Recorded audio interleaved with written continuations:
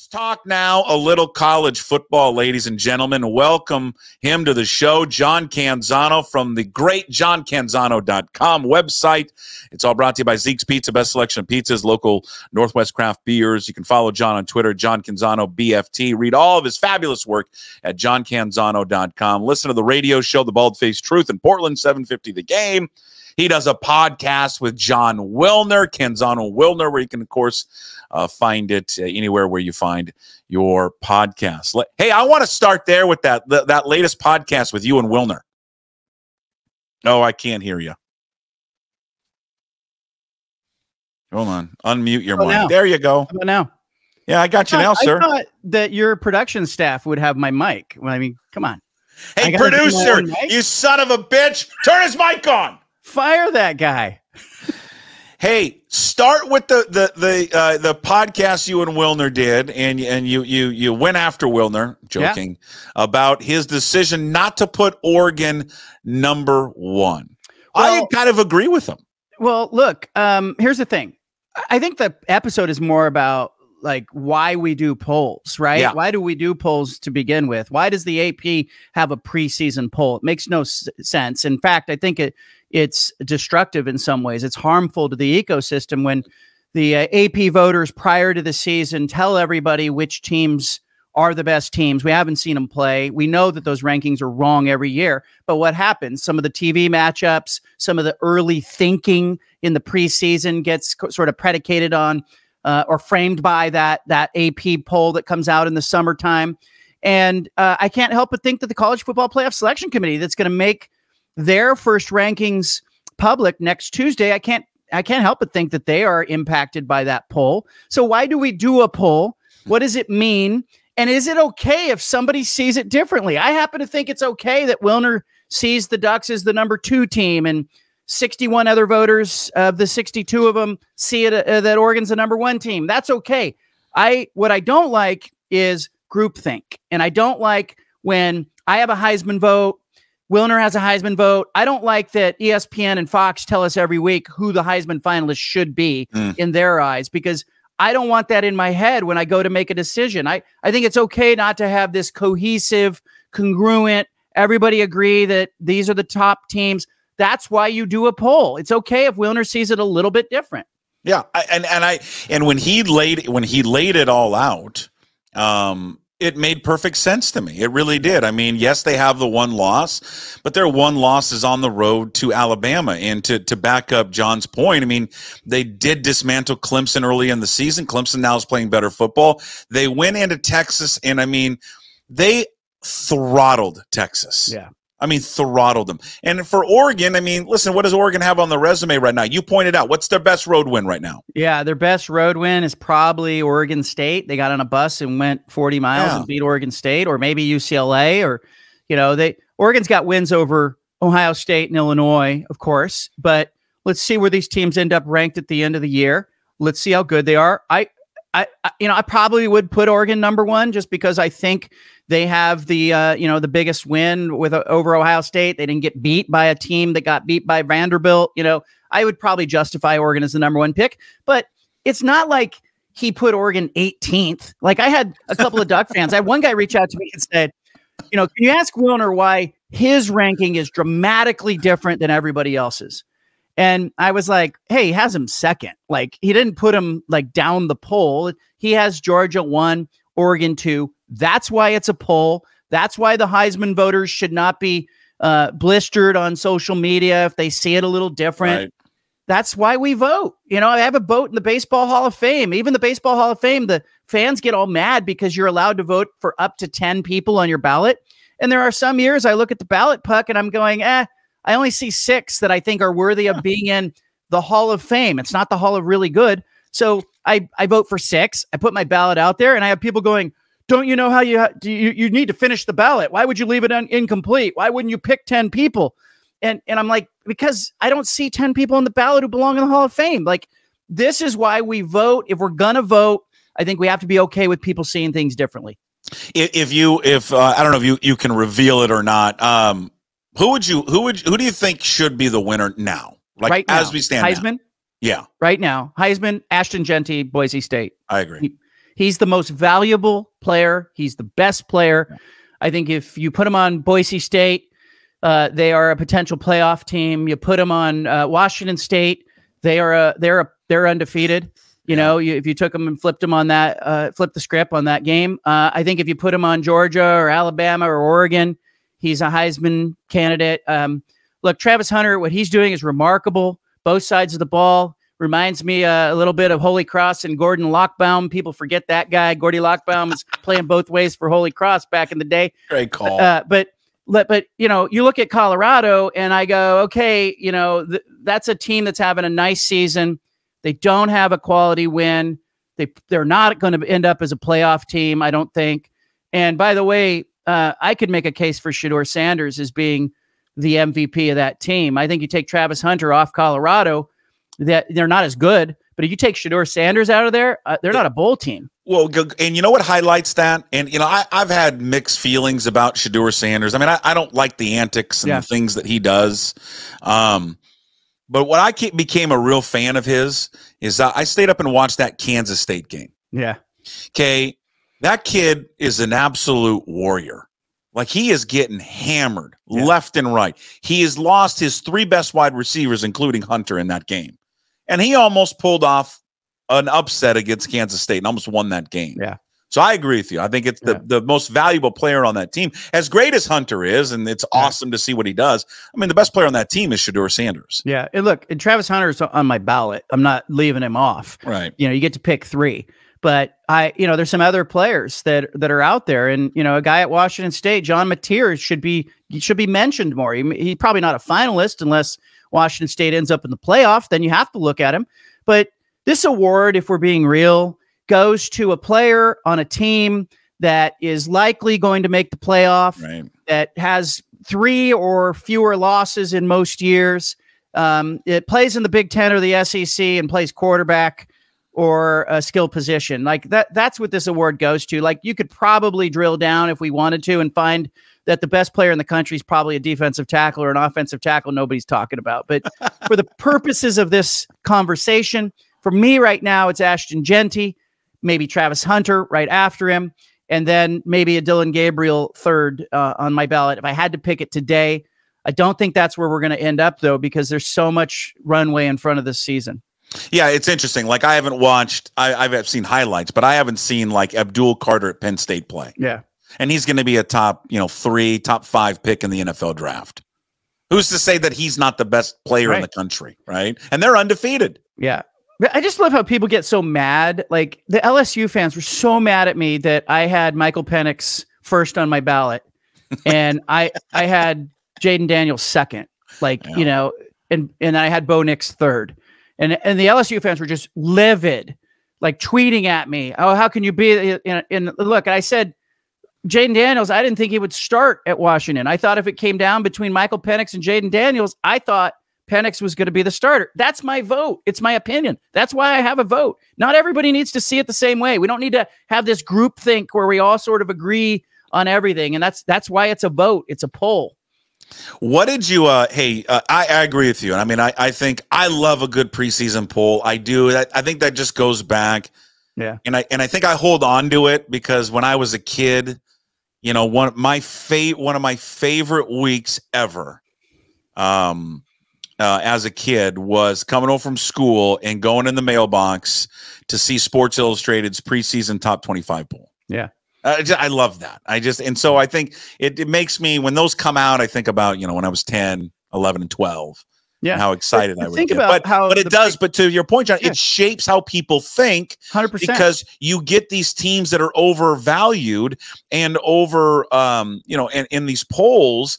And then we'll see it. It's next week when the college football playoff rankings come out. Yeah. Next Tuesday night, election night. And you're going to see it reflected. Yeah. Because of how these teams started off in these polls. Like, I'll give you an example. First of all, Michigan was where did Michigan start the season at? Yeah, they were high. They were top 10 team. Okay, so, I mean, they're not even close to a top 10 team.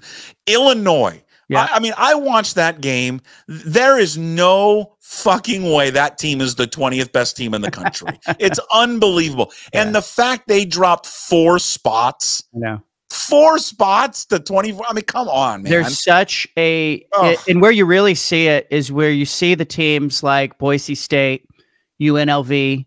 Those 2 teams Washington will wipe State, the field with Illinois. Washington State. Those teams have to work extra hard just to get into the top 25. And then what do people say? The pollsters say, well, they didn't play anybody. Well, turns out Utah wasn't very good. Turns out, you know, Michigan's not that good.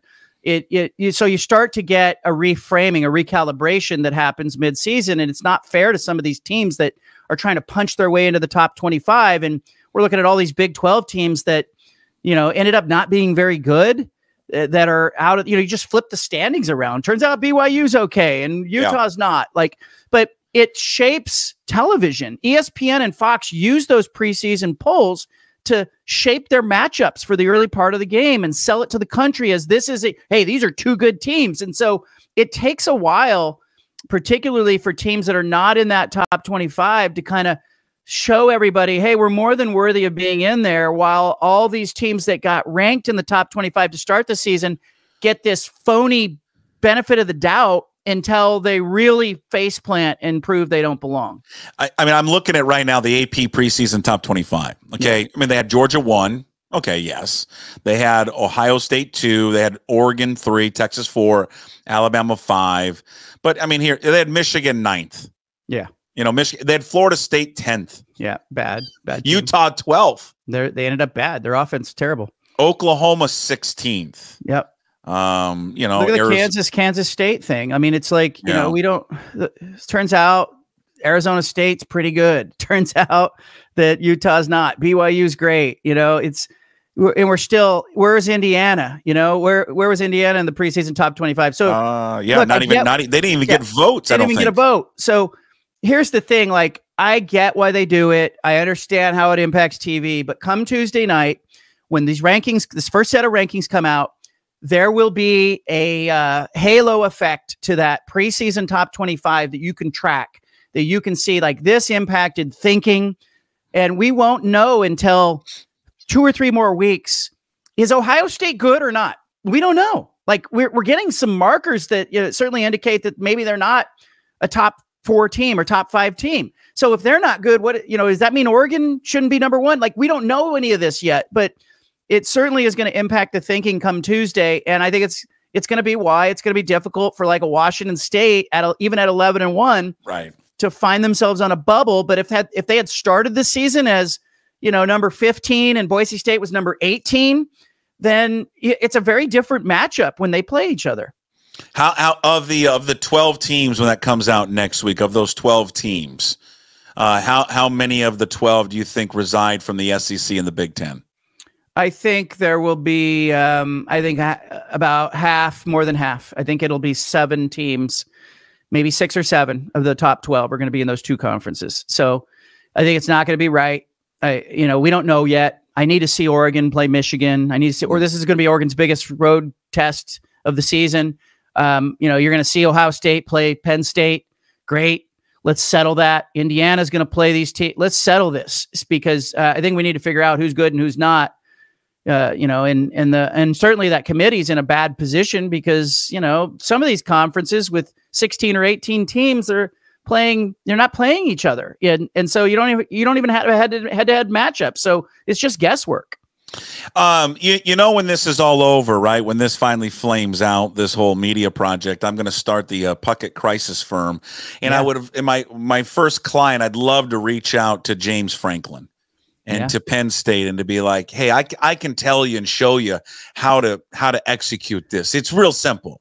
It takes 30 seconds. I can do it for you right on the fly. Hey, guys, I know you got a lot of questions about the 2 kids that were kicked off the football team due to the ongoing investigation. I can't talk about it right now. I'd love to share the information, love to talk about it, but I can't do it right now. Obviously, we don't want to have anything like this associated with the university and the football team, and ultimately, this is on me as the head coach to get this right. You missed some things, but I don't want this to be reflective of what we do here, the Nittany Lion football program, but I can't answer any questions about it because it's an ongoing investigation. That's it. That's all you got to do. Simple. Yeah, pretty easy. We have high standards. We hold our kids to high standards. Yeah.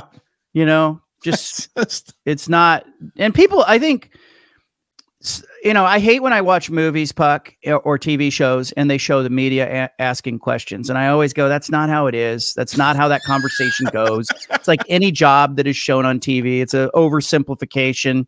Yeah. There's no news conference that's happening, but just show some, it's a conversation that the head coach, I think, is obligated to have with media when something like this pops up. Yeah. That, you see some who handle it real well and others who don't seem to understand that, hey, this is, like Don Draper said, that's what the money's for. You need to face the music and talk about this. Yeah, for him to come out there, they read the statement, for him to, and then hide behind the wall there, and then come back out, and then credit to the female reporter. I think she works at the Athletic, to ask it. Like, I'm not gonna. You can't tell me how to do my job. I'll ask a question, and she did it, and then he walks off. It just, I know he came out later and apologized, and I guess good for him. But it's just not that hard. Why? No. I don't know why these schools or programs or companies, businesses make it so hard. It's not. Yeah, it's really, really easy. Yeah, and that's the other thing is, like, I will never do an interview where somebody says, hey, you can't ask about X, Y, or Z. I'll be like, that's not an interview, right? No. Or that's that. And so what I always say in that circumstance, like, I recently had a coach that I was interviewing, and the communications person says he doesn't want to talk about this. He's talked about it all week. It was an issue that had come up. And I said, well, he's free to tell me, I don't want to talk about it. I've talked about it all week, but I'm going to ask the question. That's what an interview is. Right. It's a exchange of ideas. This isn't a promotional appearance for your coach. So I think sometimes the coaches forget that. And let's be real. Coaches and celebrities and athletes, they live in this world where we laugh at their jokes when they're not funny. We give them credit when they pull over and help somebody change a tire, which is the decent thing to do if you see a little old lady trapped on the side of the road trying to change her tire. Or if they hold a door for somebody, we go, oh, they're so nice, over the top. Oh my gosh, such a nice guy. He held the door for somebody. But the truth is, like, along with that, like, when there's a difficult moment, just be a normal person and have a normal reaction to it. Like, oh, if this is true, this is really disappointing to me. We have a high standard for this program. And, I wish I could tell you more about it. I can't talk in depth about it, but I can just tell you I have a sky high expectations for my program, and this kind of stuff is not what we're about. And it's just the way you deliver it, right? It's the eye contact, it's the voice inflection. It's a training. I mean, this is why these people who run these communications departments, you got to be skilled at this, because there is there's a real art form to it and how to do it. The guy that I covered years and years ago, that was the best. And he didn't have anything like this, but it was so good at these press conferences, was former Seahawks coach Mike Holmgren. He was so good, because you know what he would do when he got a difficult question? He always saved it when he got one that was questioning his coaching. That's when he would pull it out. He would always address them by John Canzano, JohnCanzano.com. It looks like you guys can't run the ball. Quarterback's really struggling. What do you do to get that going? Internally, Holmgren's thinking, well, Canzano, you're an idiot. Like, I don't know. I don't need to answer your question. But he would say, John, that's a great question. John, let's He'd always use the first thing. And it diffused the whole thing. 100%. It diffused the reporter in a way of not asking maybe a tougher follow-up. Well, he knows my name. I mean, it was a small little thing that he did. And whoever showed him that or taught him that, maybe he just did it on his own. It's perfect. Yeah. Perfect. I've had coaches that will, when something happens, will reach out and call and say, hey, can we have a conversation on background? Tell you what happened, and then I'll tell you why I can't comment about it. Sure. And this is what happened. This, and I believe that eventually this will get cleared up and blah, blah, blah. But, university doesn't want me to say anything about it. So officially I'm going to say no comment. Yeah. But I just want you to know I take this very seriously. That goes a long way towards helping that reporter do the job and sort of convey to the public that the program does take it seriously. Like, I covered Jerry Tarkanian. He had things where he was like, it doesn't matter. Nothing to see here. You're out to get me. He didn't handle that stuff well. It was always, you're out to get us. And then there were other coaches I covered who would have just a real candid conversation with you on background and be like, hey, this happened. It's really disappointing. We're not suspending him, and here's why. But he's probably going to get suspended if this proves to be true. I think when you have that kind of relationship with a coach, or a coach has that awareness, it goes a long way. All right, tell me how my Cougs, they survived down in San Diego on just the most craptastic turf I've ever seen in my life. Yeah. It was unbelievable how bad it was. Hell of a beach. Great beach, punch in the greens and let's sand them and let's play a football game. They somehow survive. They move on. They got 4 games remaining. They clearly are going to be favored in the remaining 4 games. Can they get to 11-1? Yeah, they can. When I look at their schedule, they're going to be not just favored. I think they'll be favored handily in those games. And the way that they rallied back against San Diego State told me that, this is a team that really does understand the stakes, right? The way they played in the last quarter of that game, facing a big deficit. But here's their issue. Like, some of this is not in their hands, right? All you can do is go 11-1 and see, okay, are you one of the top 12 teams in this ranking, or can you get to 11 if there's a one of the 5 champions is behind you? For people who don't know, Oregon State, Washington State are not eligible to be a conference champion. I had that come up. Somebody asked me that. Washington State fan asked me that yesterday. You're a conference of 2, so you don't qualify as one of the conference champions in the automatic bid in this year's tournament. But you've got to be an at-large team. So there are about 7 different data points that the committee has historically used when it was a 4-team playoff. Now it's a 12-team playoff. Some of this may change, but a couple of those data points that Washington State really needs to pay attention to, and fans can pay attention to, are things like quality wins against teams that have 500 record or better, not when they played Washington State, but at the end of the year. So you want as many quality wins as possible on your resume. So that obviously helps your strength of schedule. But where are the quality win potentials for Washington State? Well, it's Washington, it's Texas Tech, it's the possibility of Fresno State getting above 500, it's San Jose State. You need to root for those teams that Washington State defeated, because you want those to not be sub 500 teams when the committee goes to evaluate Washington State at the very end of the season. So the more of those teams that finish over 500, the better it will be for Washington State. So root for those teams that, the Cougs beat. The second thing is, there's historically teams have been discounted for having a bad loss. That Boise State score, 45-24, is sitting there as a potential bad loss, right? That's a 21-point loss. What you really need is Boise State to kind of separate itself and really win out the rest of the season, become maybe the 4 seed and be viewed as one of the top 4 teams. I think that would really help take a little bit of the sting off of that 21-point loss that they suffered against Boise State. You have to really make Boise State look good. If Boise State's only blemish is losing at Oregon on a last-second field goal, that loss looks a little better. So those are a couple of things you have to pay attention to. And then the third data point is top 25 wins have historically been one of those markers that they used when it was a 4-team playoff. Will they use that when it becomes a 12-team playoff? I have to think so. So right now, Washington State doesn't have a top 25 win. So you really need to hope that some of these teams that I mentioned, like Texas Tech, Fresno State, some of these teams that have a chance still to creep into the bottom of the top 25, can they get there by finishing this last month of the season 4-0, 3-0? That's what you really need to be focused on if you're Washington State, in addition to going 11-1.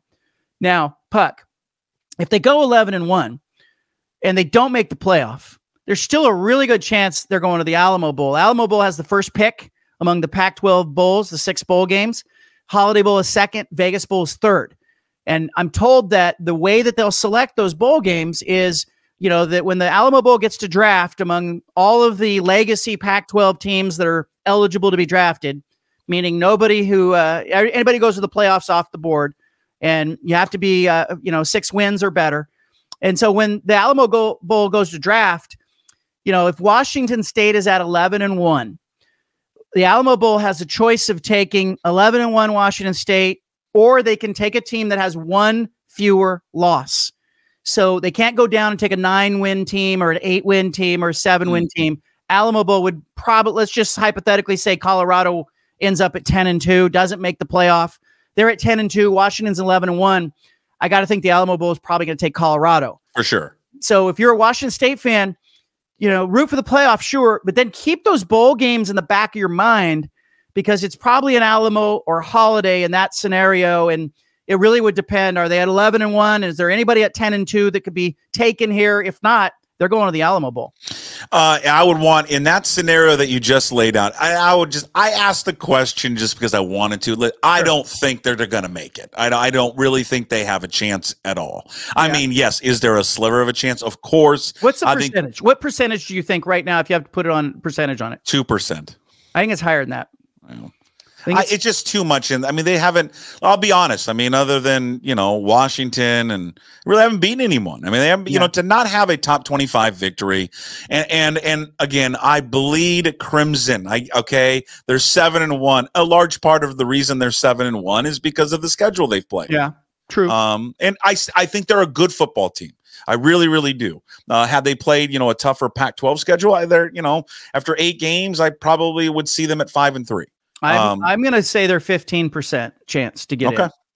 But only because, look, I think historically I went back and I looked at like the Tulane team from 2022, I think it was, that, was sitting there late in the year with 1 loss, very similar schedule to what Washington State had played, and they were sitting at about the 14 spot, when we got deep in the season. And obviously they went on to beat USC in the Cotton Bowl, or one of those bowl games. So that was a really good Tulane team. But I think they'll be in the teens at 11-1. What they're going to need to do to get into the 11 spot or the 12 spot is they're going to need some help. They're going to need all those teams I mentioned to win games and make them look better. And then they're going to need a bunch of, SEC teams not to be sitting there at 9-3 and smiling and posing and looking like they've played a tougher schedule. I can't remember. I want to move on to the media rights, and because it's not a week where we do a show where we don't talk about media rights. All right. Okay, we got to. I can't remember if we talked last week. Did they already make the announcement with Octagon? That announcement with Octagon came right after the show. I think it was that day. Yeah. Tell everyone they've hired Octagon, the Pac-12. What does that mean? What does that mean for the Pac-12 media rights? Well, they needed a media rights consulting firm. And, there are a lot of boutique consulting firms. There's some good consultants out there, but there are a couple of big ones. Endeavor is a big one. Endeavor, though, has a real conflict because they represent the Big 12. They represent the Mountain West. They couldn't just become the Pac-12's company. Last time out, the conference went with Sports Media Advisors, and it's more of it's a boutique firm that hadn't done a bunch of college media rights deals, and I think they understood that they paid a tax for that, so they went with Octagon. Octagon's a big company. It's got smart people that work at the top of it. I took a real look at the 2 guys that are the VPs that will be handling the negotiation. I've heard good things about Octagon. They went with a big company. They went with Ford and General Motors here. They didn't go with some company you never heard of. So I think that was an important distinction. Octagon also, though, has done some basketball specific deals, and that jumped out at me. They did a deal with the Atlantic 10 where they put together a basketball specific deal. They also were contracted by the WCC. That jumped out at me as well. So I'm looking at the Pac-12, and the big thing that all the other consultants are wondering is, will the Pac-12 try to bundle basketball off by itself? Because it has Gonzaga, it's got San Diego State, it's got Colorado State, Utah State, it's got Boise State, great basketball. So will they try to become like the first conference that says, we also have football, but we're going to split these 2 things and we're going to sell it separately? Will they find enough value there? And there's a lot of rubbernecking going on right now with people going, I wonder what they'll do. Now, if they're able to do that, the package between football and basketball might end up being worth more money. It's also possible that they could say, hey, we're going to do some kind of scheduling partnership with the WCC, still get to play, St. Mary's, still get to play Grand Canyon, do some crossover stuff to generate some extra funds. That's out there. It still keeps you regional. I think the WCC is receptive to that. I am told Stu Jackson, the WCC commissioner, told me, hey, they're not just looking to add teams. They're looking to do some partnerships. They still want to play Gonzaga, right? So their only way to get to Gonzaga is to do maybe a crossover series. But can they sell that? Will somebody like TNT or TBS come out of left field? They got locked out of the NBA deal. Will they have money to spend on men's basketball? Will they get into that? So we'll find that out. Everybody curious about that. But they're also going to have, Octagon is going to have all these potential media partners start modeling deals that involve the addition of all sports schools. So they may go out to ESPN and CBS and the CW or whoever they're going to talk with and say, look, model a deal with UNLV in it. Model a deal with Memphis in it. Model a deal with Tulane in Memphis. Model a deal that has, a couple of Big 12 teams in it. Like that could be out there. And the Pac-12 did that before when UCLA had already committed to going to the Big 10. They had the partners model a deal that included UCLA. There's no harm in that. So, you have something to sell that's concrete. You can go, hey, look, you want to come join the Pac-12? Here's the distribution. You've noted this before that Utah does not have an exit fee in the Big 12. Correct. Did they do that? Why? Well, Utah wanted to go to the Big 10 and saw that the Big 12 was going to be a stepping stone one way or another. Okay. And I think they wisely looked over and went, yes, we could go, but we don't want to lock ourselves in there. It's not a forever place for us. And so I think, if I'm the Pac-12, do I have my partners model a deal with Utah? I do, but I don't think Utah's intention with that exit was, hey, we want to come back to the Pac-12 one day. We'll have that available, especially now that the Pac-12's got Utah State in the fold. Right. I think if I'm Utah, I want to be associated with BYU before I want to be associated with Utah State. But there are some interesting opportunities out there, and I think Octagon, they'll kick the tires on all this. You know what I'm looking forward to, and this day will come. I don't know when it's going to come. I'm looking forward to the day when Jedd Fisch leaves, whether he leaves on his own or is removed, whatever. Just when Jedd Fisch leaves, like all coaches, they don't stay there forever. But when Jedd Fisch leaves, that Washington fans will finally admit to themselves that they never liked him. They didn't like him as a coach. They didn't really want him as a coach, but they had to lie to themselves that they liked Jedd Fisch because Jedd Fisch was the football coach of their favorite football team. And sports fans, John, they do this all the time. Right. I think Cougar fans did it to themselves with Mike Leach. I know I, in a way, did it with Mike Leach. He's the football coach there. He wins, so I'll like him. But I don't really, really like him. And I think Washington fans, it's going to be fun for me to sit back with a cocktail to listen and to watch that when he ever leaves, because that's when the complaining and the bitching and the moaning will start, that they never really were all in on Jedd Fisch. Well, some of that happened with Jimmy Lake, didn't it? I mean, I think, Chris Petersen was so revered, and then everybody just, I think, wishing and hoping that it would just continue under Jimmy Lake, and it didn't. Oregon fans did it with Mark Helfrich. I mean, the shine came off Helfrich, and then all of a sudden they were like, he's not our guy. We don't love him. We miss Chip Kelly. And, then fell in love with Willie Taggart, and then fell out of love with Willie Taggart, and then fell in love with Mario Cristobal, and then fell out of love with Mario Cristobal. It was a real diversion for both of these programs, where you look back into their history and you go back into the 90s and the 80s and you see, gosh, they had coaching staff. They had people who stayed. That's not the game anymore. I think the burn rate on these coaches today is going to be like a 5 or 7 year burn rate, and win or lose. And I think, I talked to Mark Few about that at WCC Media Day for basketball. Like, this is a different job. And so, yeah, I think Jedd Fisch, he's your guy for now. But I also think Washington is in a really difficult position in that I think if they were in the Pac-12, the old Pac-12, they could make the playoff maybe 3 times in a decade, 4 times in a decade, 12-team playoff. Well, how many times are they going to get into the playoff in the next decade? They have to climb over a lot of teams in the Big Ten, and they're not as disadvantaged as UCLA, but I think it's going to be a really difficult climb for Washington, for USC. Oregon seems to be doing well. Some of the Colorado is better positioned in the Big 12, but there are some real examples that are glaring right now of like, ooh, you would have been better off if this hadn't gone this way. We've gotten real late here, but I want to I just sneak in like two more, then we'll be wrapped up.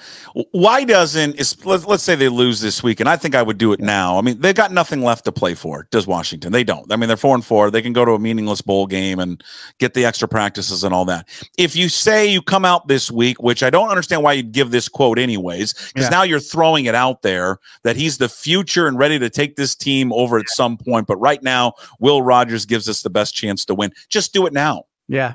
I don't just play now. I'm not a Will Rogers guy. I think in the Apple Cup, it was evident, this is not a guy who's going to go win you a game. And, Jedd's trying to get along like a lot of coaches are with, selling the younger guy that he is the future while trying to get something out of the guy, who maybe will make the fewer mistakes. I think you go with the upside move right away. And I think Fisch is, you look at the rest of the schedule, they're physically not competing at the line of scrimmage.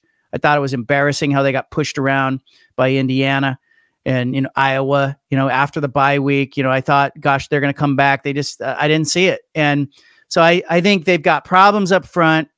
And they don't have the quarterback. They don't have a quarterback who can go win them a game. So why not make the move now? I agree with you.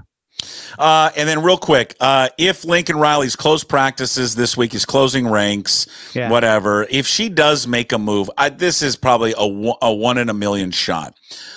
Would she at least pick up the phone and see if Chris Petersen would come back? I think she would. Yeah. I think Jen Cohen would call Chris Petersen just to talk with him. He's sitting around, and dirty little secret, he's talking to a lot of coaches. He's consulting with Jonathan Smith. He's coaching coaches. Yeah. So some of the coaches that are out there that have known him and have been on his staffs and have worked with Chris Petersen are using him as a resource. And I think he's providing a valuable resource. That's a story someone should do. Like it's like the impact that Chris Petersen's having on other coaches right now. So I think Jen Cohen would call him. Yeah. See if he's interested. Also, who does he like? Who's out there? And, and it might be too soon for Jonathan Smith at Michigan State, but that's somebody I think she's certainly comfortable with, who's got sort of the fingerprints of Chris Petersen on his work. I also think she'd try to call Kalen DeBoer just to see, like, has he had enough of the unhinged Alabama fan yet? So, but you don't think Petersen would ever do it again? Like he's done. No. I mean, look, I had him on my show. He talked about, like Mark Few, he talked a lot about the job being such a different job. And it's he got away from it because he didn't like all the other stuff that was going with recruiting. And now it's worse with the transfer portal and NIL. Maybe if they got the rails back on this thing one day, he'd come back into the fold. But I think he's happier probably doing what he's doing now. He's got a true off season from college football, and he doesn't have to deal with the portal and NIL. Yeah. All right. We took up way too much for your time. John, appreciate it. Go read John's work up at johncanzano.com. Follow him on Twitter, John Canzano BFT.